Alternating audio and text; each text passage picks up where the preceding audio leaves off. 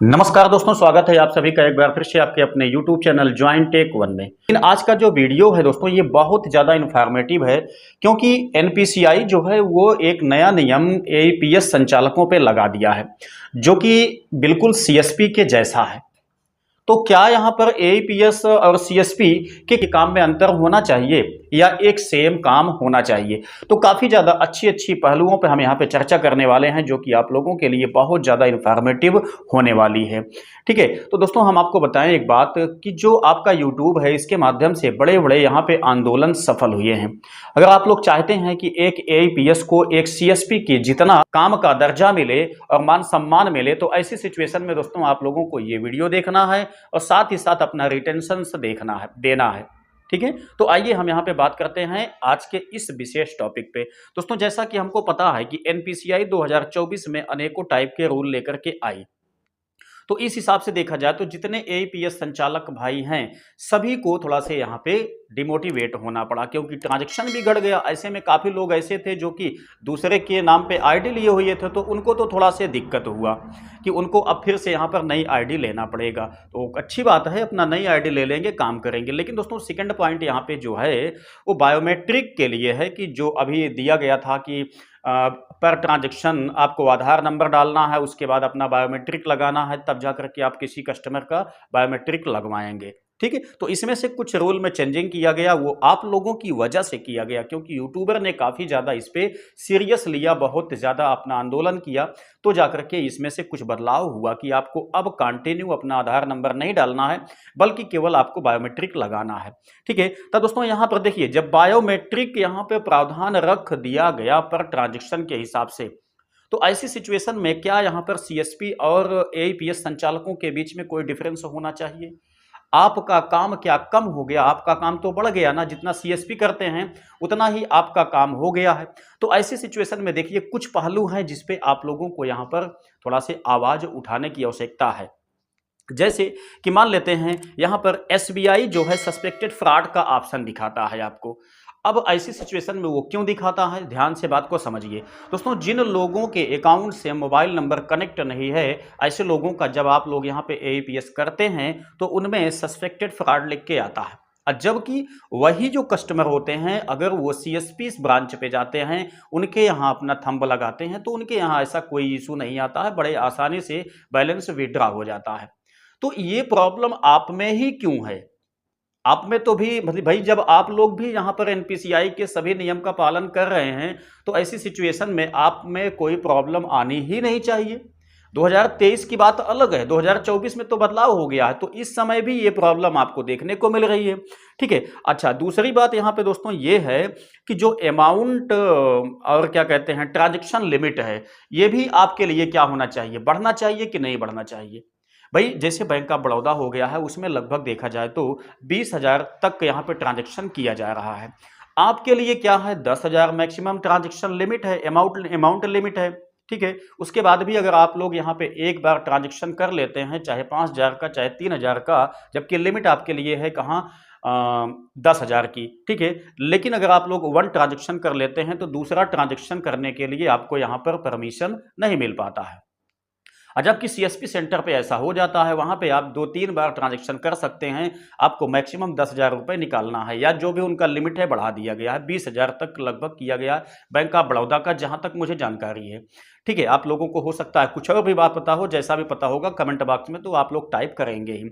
अच्छा दूसरी बात दोस्तों यहाँ पे देखा जाए तो जो ट्रांजेक्शन अमाउंट लिमिट है इसको भी बढ़ाना चाहिए ताकि आप लोगों का काफी हद तक फायदा इससे हो सके। तीसरी बात दोस्तों यहाँ पे ये आती है कि हम लोग जानते हैं कि बैंक ऑफ बड़ौदा ने जो भी बाउंडेशन लगाया है इसकी वजह से काफ़ी ज़्यादा एईपीएस संचालक भाई परेशान हैं। ठीक, एईपीएस नहीं हो पाता है बैंक ऑफ बड़ौदा का, केवल वहाँ पे जो बैंक ऑफ बड़ौदा के सीएसपी होते हैं उन्हीं के यहाँ पर इसका ट्रांजैक्शन हो पाता है। तो ऐसी सिचुएशन में क्या ट्रांजैक्शन को अब हम लोगों को देना चाहिए कि नहीं देना चाहिए? बिल्कुल देना चाहिए, क्योंकि जब सारे काम यहाँ पे हम दे रहे हैं, सारे काम कर रहे हैं सीएसपी के जैसा, तो ऐसी सिचुएशन में हमें भी यहाँ पर ये सारे काम प्रोवाइड करने चाहिए। ठीक है, क्योंकि अगर भाई एक भी बैंक अगर आप लोगों के लिए यहाँ पर बाधित की जाती है तो दिक्कत बहुत ज़्यादा हो जाती है। हो सकता है कि आप जहाँ पे सेंटर चला रहे हो अपना एईपीएस का, वहाँ पे हो सकता है उसके आसपास में केवल एक दो बैंक हों, वो भी बैंक ऑफ बड़ौदा के। तो ऐसी सिचुएशन में तो काफ़ी ज़्यादा जो एईपीएस संचालक भाई हैं उनका तो काम ही बंद हो गया है।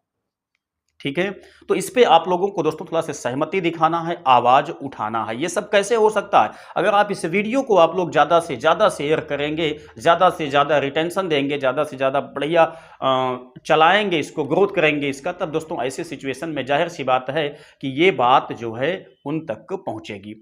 दोस्तों यहाँ पर जो चौथी बात है वो यह है कि जो 10-20 रुपए लगा करके उनका जो भी मतलब ट्रांजैक्शन करते थे, उनका जो एईपीएस मतलब आईडी क्लोज हो गई है, ऐसी आईडी को दोस्तों क्लोज नहीं करना चाहिए।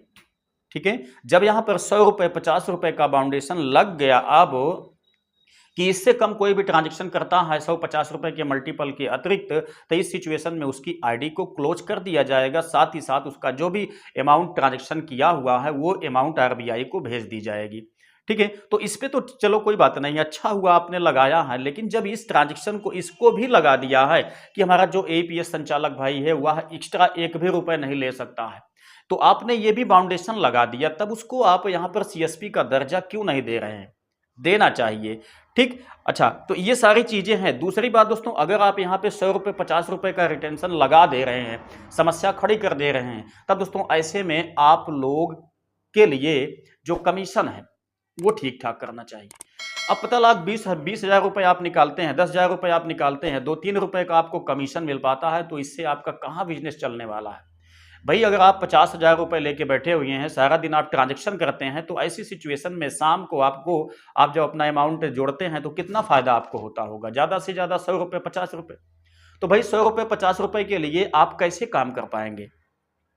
और जबकि देखा जाए तो अगर मान लेते हैं एक मोटे हिसाब से कमीशन बेस की बात किया जाए, तो जो आपका एक सीएसपी संचालक होता है बैंक ऑफ बड़ौदा का, या दोस्तों जो आपका पंजाब नेशनल बैंक का होता है, अगर वो 1,00,000-2,00,000 रुपए ट्रांजैक्शन कर लेता है तो उसका तो अच्छा खासा देखा जाए तो 800 से 900 रुपए कमीशन बेस बन जाता है। लेकिन अगर आप 2,00,000 रुपए तक ट्रांजैक्शन करते हैं तो क्या आपका 800 से 900 रुपए बनेगा? बिल्कुल नहीं बनेगा। कमीशन बेसिस आप देखेंगे दोस्तों तो बिल्कुल नहीं बनेगा। क्यों नहीं बनेगा? इसलिए क्योंकि मान लेते हैं अगर आपने यहां पर 1,00,000 का ट्रांजैक्शन कर लिया 10-10 हजार के हिसाब से, उसमें से मान लेते हैं आपको 70-80 रुपए कमीशन मिल गया, लेकिन कमीशन मिलने के बाद भी तो आपको पता है ना कि जब आप उसको अपना मूव टू सेटलमेंट करते हैं अकाउंट के लिए, तब तो वहां पे चार्ज कट जाता है।